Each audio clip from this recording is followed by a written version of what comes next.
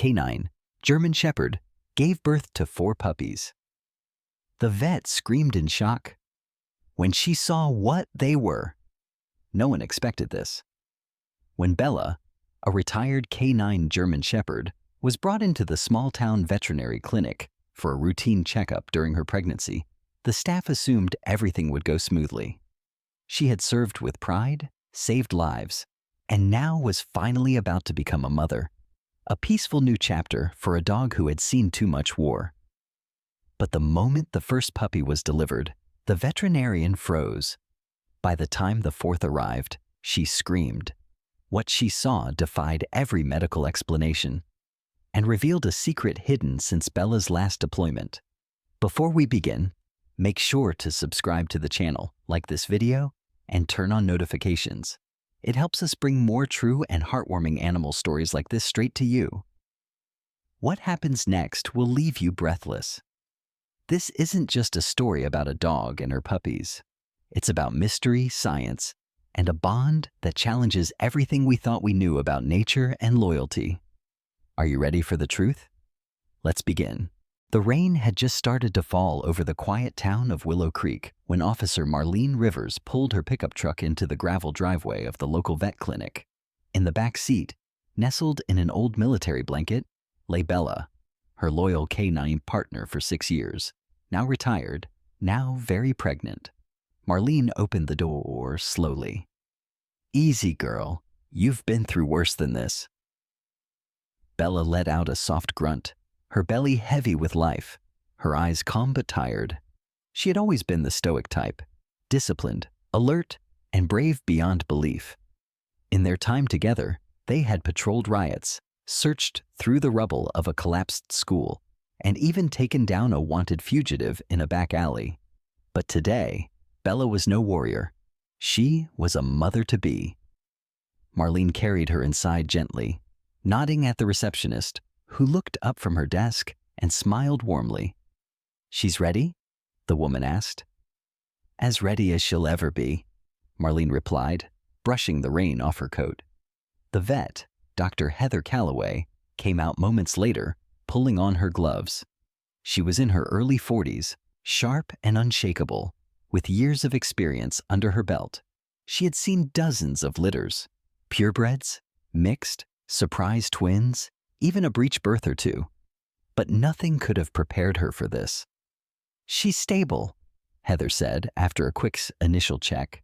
"Let's get her into the birthing suite and monitor her vitals. First-time mom, right?" Marlene nodded. "Never bred her while she was in service. I wasn't planning on it after retirement either. But something happened on the farm. We think a stray German Shepherd might have jumped the fence during heat." "Stranger things have happened," Heather said with a shrug. They eased Bella onto a padded table in a softly lit room where classical music played quietly in the background.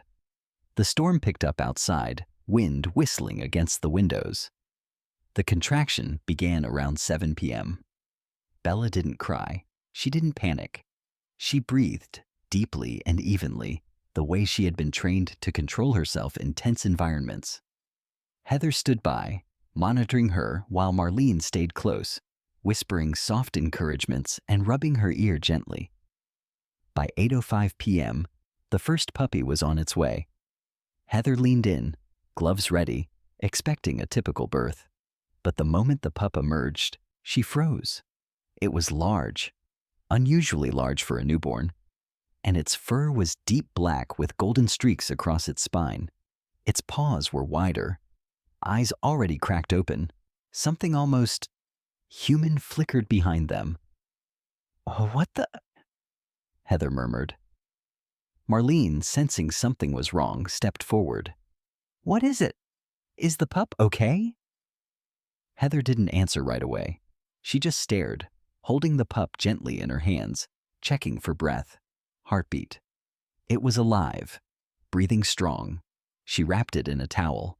"Let's keep going," she said briskly, masking her unease.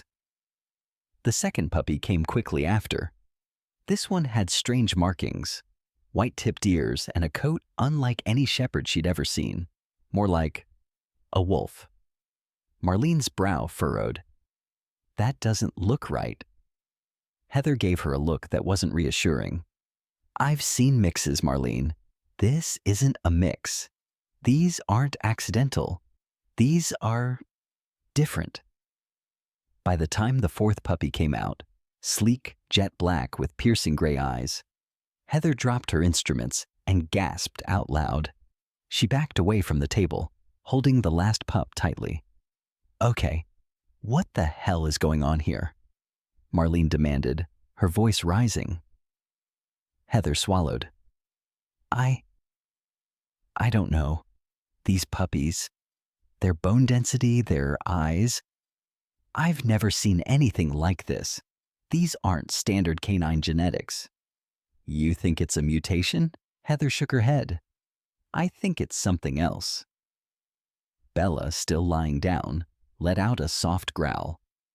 Not of pain, but warning. She looked at Heather, then at her pups, then back at the door. That's when the lights flickered. A loud crack of thunder shook the building. Heather turned to Marlene, her voice now quiet and shaken. Where exactly did Bella serve her last mission before retirement? Marlene hesitated. Afghanistan, near Kandahar. Why? Heather clutched the towel-wrapped puppy tighter. Because whatever she brought back, it wasn't just trauma. The storm continued to hammer Willow Creek as Officer Marlene Rivers stood frozen, eyes locked on the puppies swaddled in towels across the vet table. Thunder boomed again, and the lights flickered once more. Bella, still on the table, was alert now, ears perked, eyes sharp. Not in pain, but in full protective mode. Heather gently placed the last pup in the heated incubator beside the others, her hands trembling for the first time in years. I've never seen a litter like this. Their vitals are strong, too strong, and the way their eyes focus? Marlene crossed her arms, heart pounding. What do you mean? They're too aware. That last one looked directly at me. Newborn pups don't have that kind of focus. And the bone structure. Look at the shoulders, the snout. That's not just German Shepherd. It's engineered. Marlene's breath caught. Engineered? Heather hesitated, then stepped closer. What did you mean when you said she served near Kandahar? Was she in combat? Marlene nodded slowly. Bella was deployed twice, first for base patrol. But her final assignment? That was different. She was loaned to a special reconnaissance unit attached to a research compound, an American and Allied joint base. I never got full details, just that they were experimenting with drone detection and scent-based tracking. Did she come back injured? Marlene looked down. Yes, she disappeared for 3 days during a sandstorm. When they found her, she was dehydrated, limping, and wouldn't let anyone approach her but me. After that, she was retired. Heather turned toward the incubator again. Marlene, what if they were doing more than just reconnaissance? What if they were testing genetics? Marlene's eyes narrowed. You're suggesting they... What, spliced her DNA? I'm suggesting we're not dealing with natural reproduction here. Just then, the front door of the clinic slammed open. Both women jumped. A tall man in a dark raincoat stepped in, removing his hood. He was middle-aged, sharp jaw, close-cropped gray hair, military bearing. Marlene instinctively reached toward her sidearm. Clinic's closed. I know, the man said, pulling out a worn leather ID wallet and flipping it open. My name is Agent Caldwell, Department of Defense. I'm here about the dog. Heather stepped forward. Excuse me, but this is a private veterinary office. Unless you have a... I do, he said curtly, producing an official-looking document sealed in plastic. This K9 unit was tagged as part of Project Sentinel during her last deployment. Her pregnancy triggered alerts in our medical surveillance system. Marlene's mouth went dry. You've been tracking her? Caldwell nodded. We have protocols in place for all genetically enhanced assets. Heather staggered back. Wait, so it's true? You did alter her? Bella was one of 3 dogs selected for enhanced sensory and neurological mapping, Caldwell said, his voice cool, clinical. She was exposed to a synthetic protein compound in the field. We believed the effects were temporary. Clearly, we were wrong. Marlene stepped in front of Bella. What do you want with her? Caldwell's gaze flicked toward the incubator. Not her. Them. Heather's voice cracked. They're just newborns. Caldwell's tone darkened. They're government property. No, Marlene said, voice low and dangerous. They're Bella's children. She earned peace. She earned freedom. Caldwell didn't blink. This isn't a negotiation, Officer Rivers. If they exhibit the traits we suspect, they could be classified as biological anomalies. That means federal containment. It'd be immediate transport. Bella let out a deep growl, eyes fixed on the agent. He shifted slightly. That's not advisable. Marlene placed her hand on Bella's head, calming her, then turned to Caldwell. You're not taking them. Not tonight. You don't have that authority. She stepped closer. You want a headline tomorrow that says the U.S. government confiscated puppies from a war hero? Be my guest. Caldwell stared at her for a long moment, then sighed. You have 48 hours. After that, containment protocols activate. He turned, walked out into the storm, and was gone. The room was quiet again. Just the low hum of machines and the soft whimper of puppies. Marlene whispered, I'm not giving them up. Heather looked over, shaken. Then we'd better figure out what exactly they are, before someone else does. Bella shifted slightly and nudged one of the towels with her snout, gently, lovingly. Whatever secrets she brought back from Kandahar, they were alive now. And the clock was ticking. The next morning, the rain had stopped, but the tension inside the clinic had not. The air was still, the silence unnerving. Heather hadn't slept. Neither had Marlene. And Bella, she hadn't left her puppy's side for even a second. Sunlight filtered through the blinds of the clinic's back room, where the pups lay in their heated incubator. Their breathing was slow and steady. But something had changed overnight. Something Heather could feel before she could explain. They're growing, she whispered, adjusting her glasses as she stared at the monitor. Marlene, holding a cup of cold coffee, turned. What do you mean? Heather pointed. These pups were born just over 12 hours ago. They've already gained 14% body weight. That's biologically impossible for a litter this size. And their eyes, they're fully open, pupils responding to light. Marlene stepped closer, her face tightening as she looked through the glass at the pups. One of them, the firstborn, the largest, suddenly lifted its tiny head and stared directly at her. Unblinking. Aware. Okay, no, that's not normal, Marlene murmured, placing her coffee down. That's a 4-week-old stare, not 12 hours. Heather turned to her desk and flipped open her notebook. And then there's this. She slid a printed thermal image across the table. Marlene looked down at it. What is that? A scan from earlier. Their brain activity, Heather said. All 4 show elevated neural patterns, complex activity in the frontal lobe. You know where that kind of signal comes from? Marlene shook her head. Decision-making, long-term memory, emotional processing. Marlene looked back at the pups. Are you saying they're intelligent? I'm saying they're developing faster than anything I've ever seen. This isn't evolution. This is something else. Suddenly, a high-pitched whine broke through the room. Not a cry of pain, a call. It came from the incubator. Marlene and Heather turned in unison. The second pup, The one with the white-tipped ears was standing on all fours, wobbling but upright. Its mouth parted as it let out the sound again, not random, deliberate. It was trying to communicate.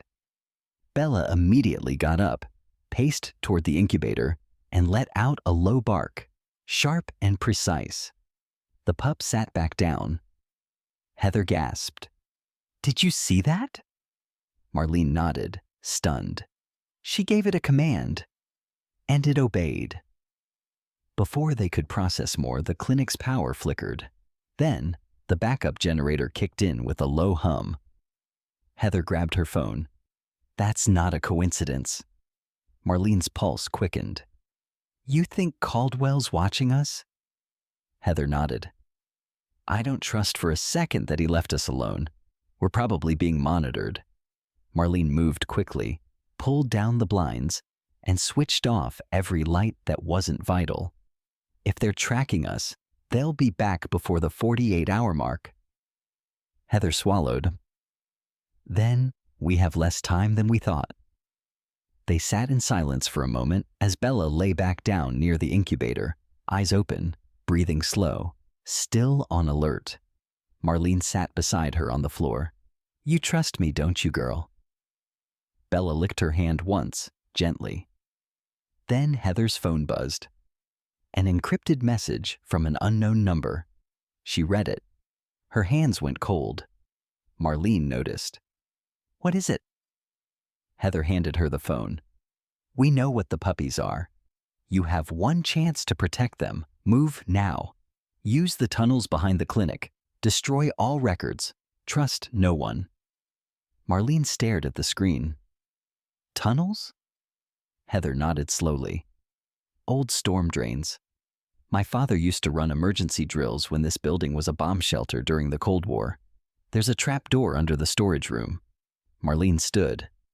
"Then we go. Tonight." Heather moved toward the desk. "We'll need supplies, blankets, bottles, portable oxygen."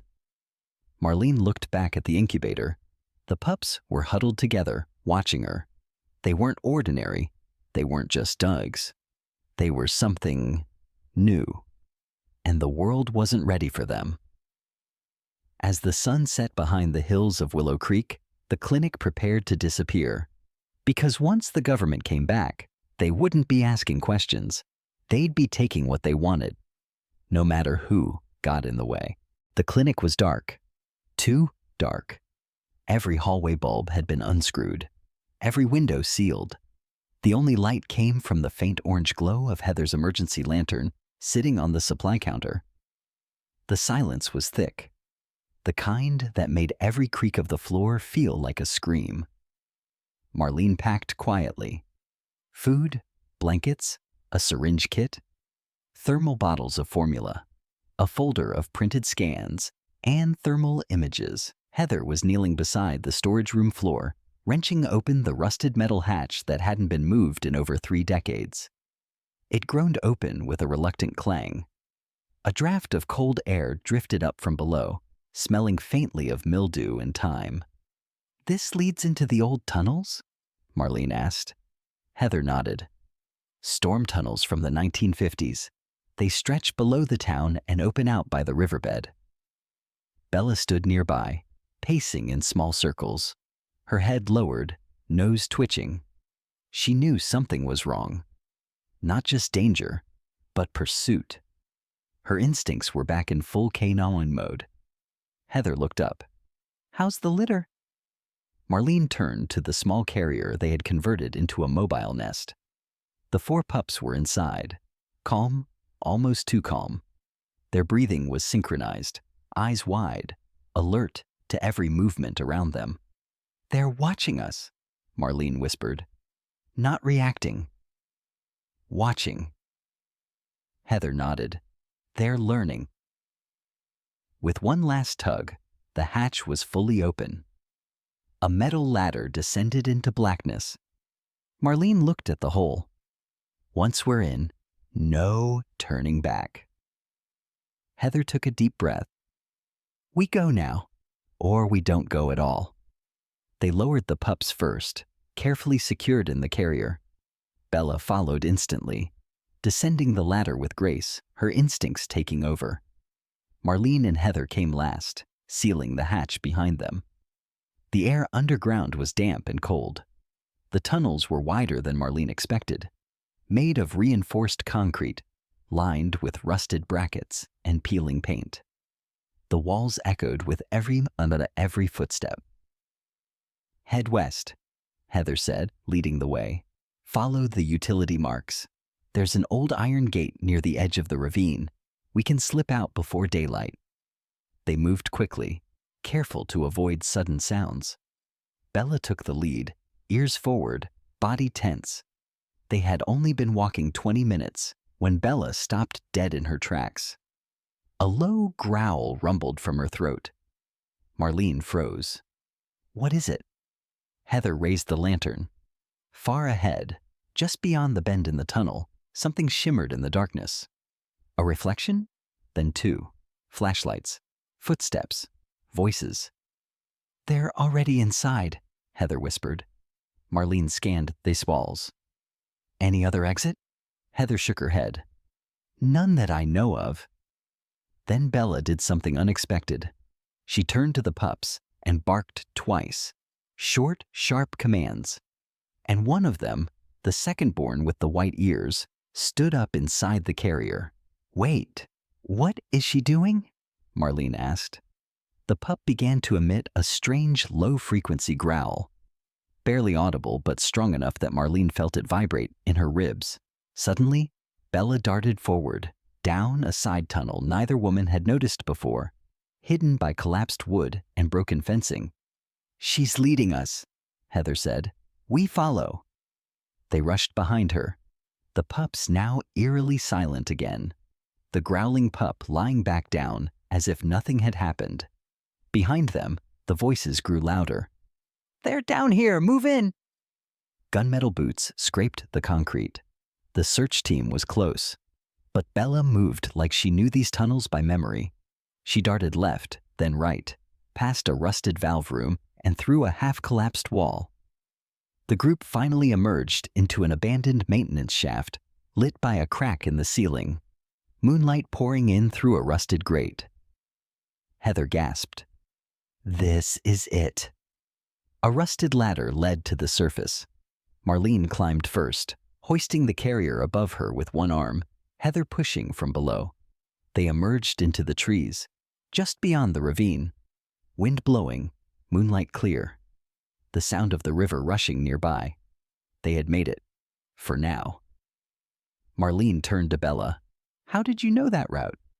Bella didn't answer, of course, but the smallest pup let out a low yip, almost like a laugh. Heather exhaled.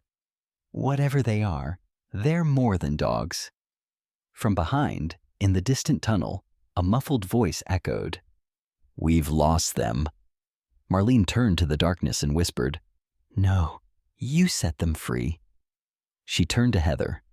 "We need to disappear until we know what these puppies are and why they were created. We can't let anyone find them." Heather nodded. "Then let's disappear." And with that, they vanished into the woods. A war dog, 2 women, and 4 mysterious lives that could change everything. They moved under cover of darkness. Heather's SUV was stashed half a mile from the ravine, hidden beneath a tarp and brush just in case they had to flee without warning. It had enough fuel, cash, burner phones, and medical supplies to last them days, maybe weeks. Marlene carried the puppy carrier close to her chest, wrapped in an emergency blanket. The pups were heavier now. Their growth was accelerating. Their eyes had shifted shades overnight. The black one's irises glowed with faint gold under the moonlight. One of them, the runt, had started mimicking vocal tones, yipping in patterns that sounded eerily like human cadence. Bella walked ahead, scanning the shadows like a soldier on patrol. "We'll need a place to lay low," Heather said, as they pulled onto the back roads of Willow County. Somewhere off-grid, no cameras, no neighbors. Marlene's fingers tightened on the wheel. "I know a place." They drove 3 hours north to a piece of land Marlene had inherited from her grandfather, an old hunting cabin deep in the Blue Ridge Forest, miles from the nearest paved road. No cell service, no electricity, just a fireplace, rain barrels, and a solar-powered radio. By the time they arrived, it was nearly dawn. The air was cool and still, the trees dense with summer leaves. Birds stirred quietly in the canopy above, unaware of the world unraveling beneath their wings. Marlene unlocked the cabin door, and they entered the single-room space. Wooden walls, a cot, a table, dust everywhere, but safe. She placed the pups on a mattress near the hearth and crouched beside Bella. "We'll be okay here for a while." Bella sat down, eyes fixed on the forest out. She didn't relax. Heather pulled out a field notebook and opened a silver case she had kept hidden until now. Inside, a DNA testing kit. "I took swabs last night. I didn't tell you because I wasn't sure if I could process them in time, but I brought everything I needed for basic sequencing." Marlene blinked. "Wait, you did DNA analysis on them already?" Heather nodded. "I ran their mitochondrial and nuclear DNA through the analyzer in the clinic's lab. Something's wrong." She placed a laptop on the table and opened a file. It displayed a genome map, filled with red flags and highlighted anomalies. "Look here," she said, pointing. "This region, that's not canine. It's synthetic." Marlene leaned in. "Synthetic how?" Heather took a breath. "Like someone inserted engineered sequences. Genes that don't belong to any known species. The growth hormone expression is off the charts. But there's something else." She clicked a few tabs. "Each of the 4 puppies carries slightly different augmentations: strength, neurological development, immune system response.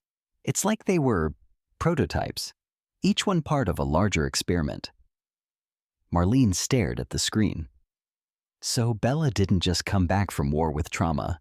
She came back carrying classified science." "Exactly," Heather whispered. "And now that science is alive." Suddenly, from the corner, one of the puppies, the one with white-tipped ears, stood and took 2 full steps toward Heather. No stumble, no hesitation. It sat at her feet and stared directly into her eyes. Heather froze. Marlene knelt beside it. "That's the one that growled in the tunnel."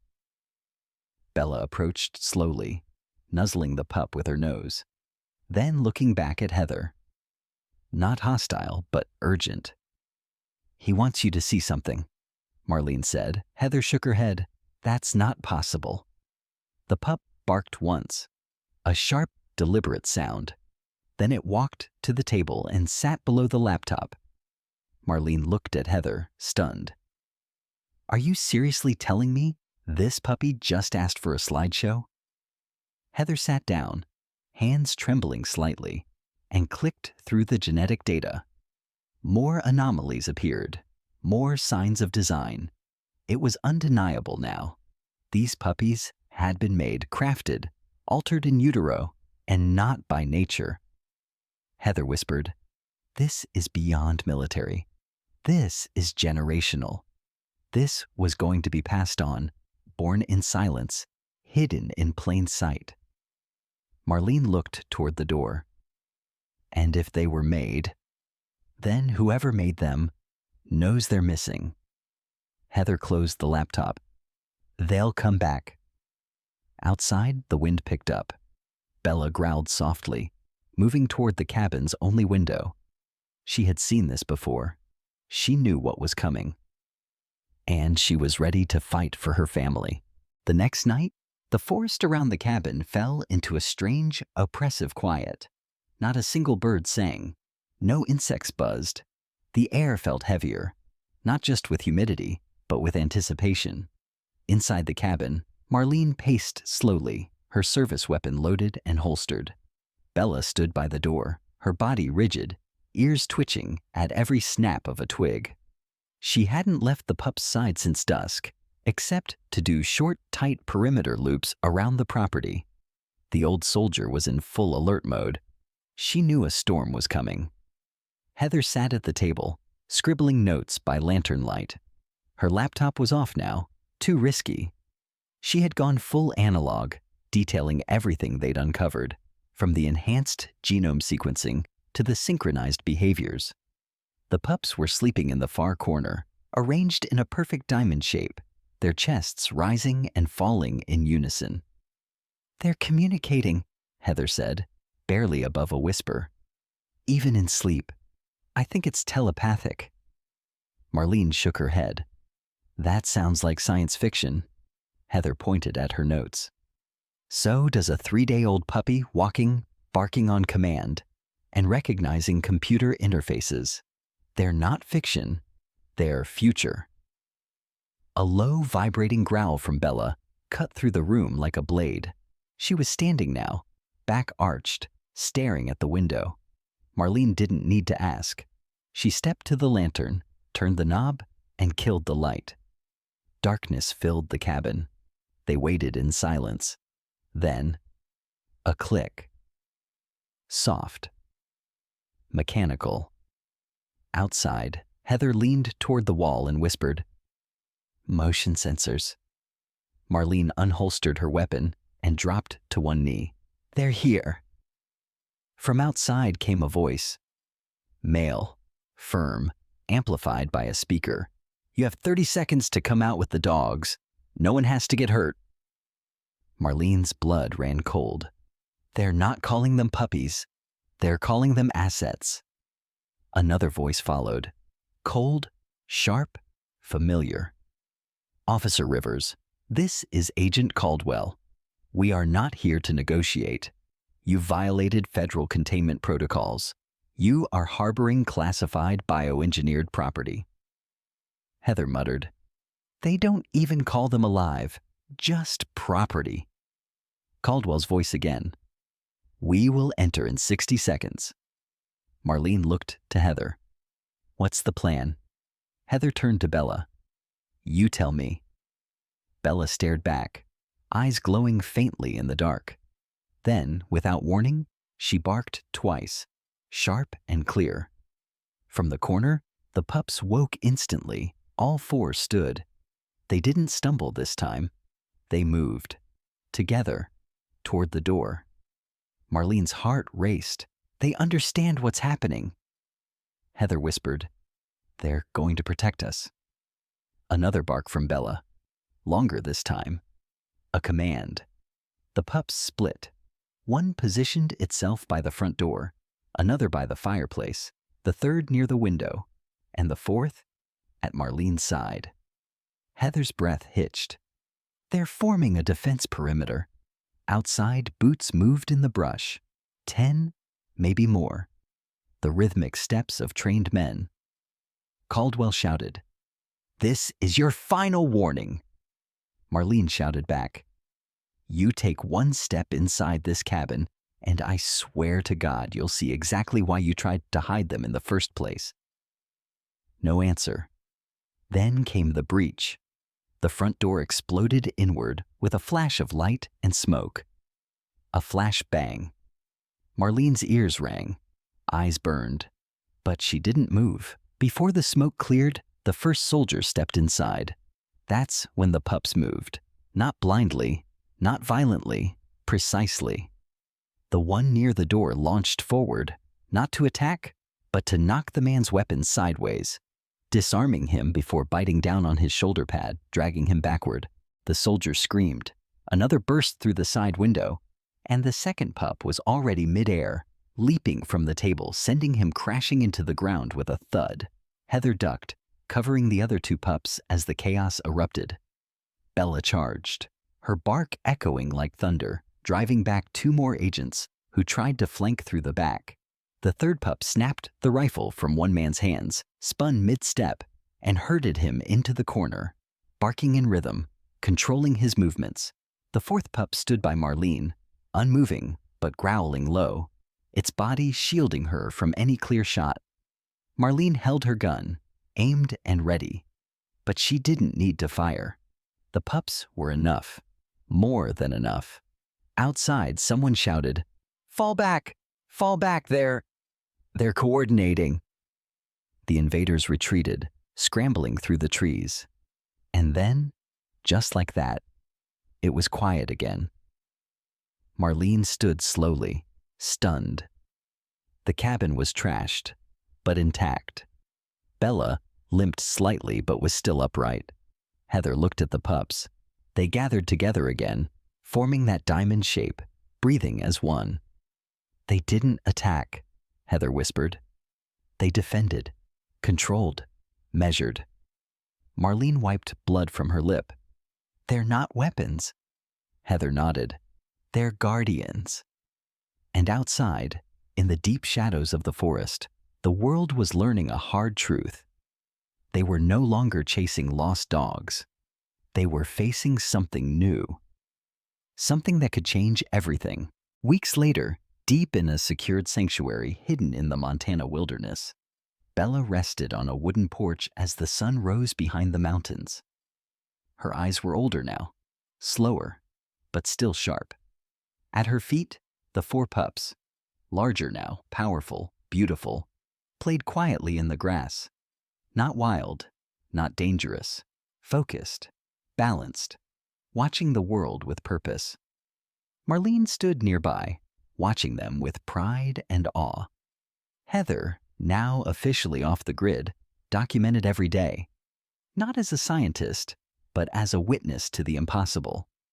"They're not government property," Heather said softly. "They're evolution, with a soul." One of the pups, now nearly full-grown, ran to Marlene and dropped a branch at her feet. Not for fetch, for offering. Marlene smiled. "They don't want to fight," she whispered. "They want to serve." And Bella, eyes glinting in the sunrise, lifted her head one last time, as if to say, "Mission complete." If this story touched you, remember, courage doesn't always come from power. Sometimes it's born in silence, in loyalty, and in love. Subscribe to the channel, leave a like, and share this video with someone who believes dogs are more than pets. They're guardians of who we are and who we can become.